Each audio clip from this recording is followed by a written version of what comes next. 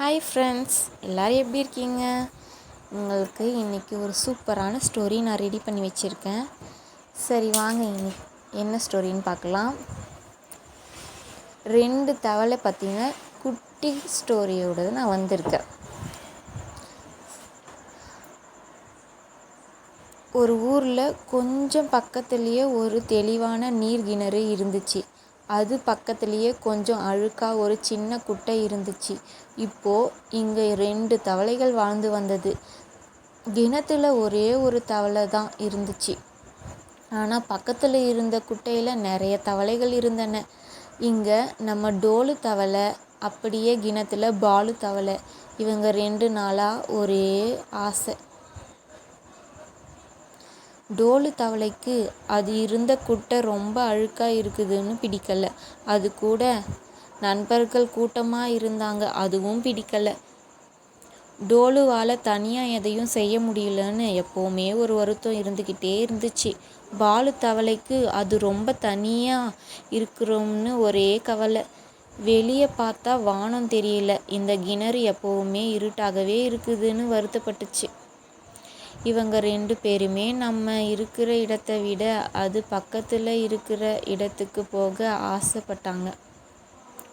ஒரு நாள் டோலு துணிஞ்சு போய் கிணத்துக்கு போயிட வேண்டியது தான் முடிவு பண்ணுச்சு.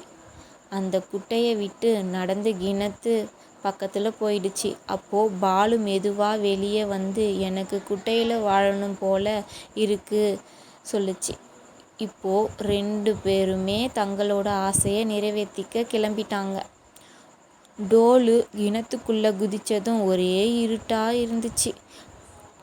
பார்த்து முதல்ல பயந்துச்சு. ஆனால் அந்த தண்ணி ரொம்ப தெளிவாக இருந்ததும் குஷியானது. இப்போது தான் என்னோட நீண்ட நாள் ஆசையை நிறைவேற்றிருக்க. ஒரு பாடல் எழுதுவதற்கு சரியான இடம் இதுதான் அப்படின்னு யோசிச்சு. யாருமே இல்லாமல் ரொம்ப அமைதியாக இருக்குன்னு சந்தோஷமாக ஆனது. பாலு குட்டைக்கு போனதும் அங்கே இருந்த அழுக்கு தண்ணியை பார்த்து கொஞ்சம் யோசிச்சிச்சு. ஆனால் அங்கே நிறைய தவளைகளை பார்த்ததும் அதுக்கு தனிமை காணாமல் போனது. அப்படியே திறந்த வான்வெளியை பார்த்து இன்னும் சந்தோஷப்பட்டது. அப்படியே நாட்கள் சென்றது. டோலு இன்னும் ஒரு பாடலை கூட எழுதவில்லை. டோலுவை தொல்லை செய்த நண்பர்களை மிஸ் பண்ண ஆரம்பிச்சிச்சு. அப்போது சரியான மழை பெய்தது. குட்டையில் பொத்தென தண்ணி விழ ஆரம்பித்தது. பாலுவால் அங்கு மூச்சு விடக்கூட முடியவில்லை. குட்டை இன்னும் அழுக்காக தெரிந்தது. இங்கு இருந்து கிணத்துக்கு செல்வதுதான் சிறந்தது என தன் இருப்பிடத்திற்கு ஓடியது. டோலு நண்பர்கள் மற்றும் தன்னுடைய சந்தோஷத்தை தேடி குட்டைக்கே திரும்பியது. அப்போது டோலுக்கு பாடல் பயங்கரமாக தோன்றியது. நான் இந்த குட்டையில் வாழுற டோலு, நான் பாடுற தவளை song, curve curve curve curve. இந்த பாட்டை டோலு பாடியதும் அதன் நண்பர்களும் பாட ஆரம்பித்தது.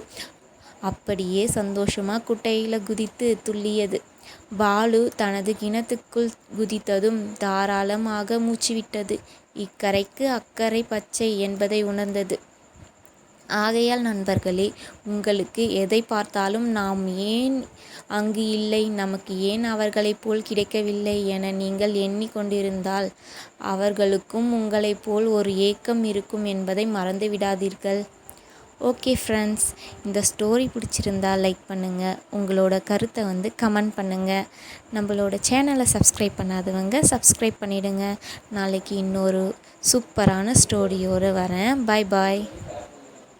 ஹாய் ஃப்ரெண்ட்ஸ், எல்லோரும் எப்படி இருக்கீங்க? உங்களுக்கு இன்றைக்கி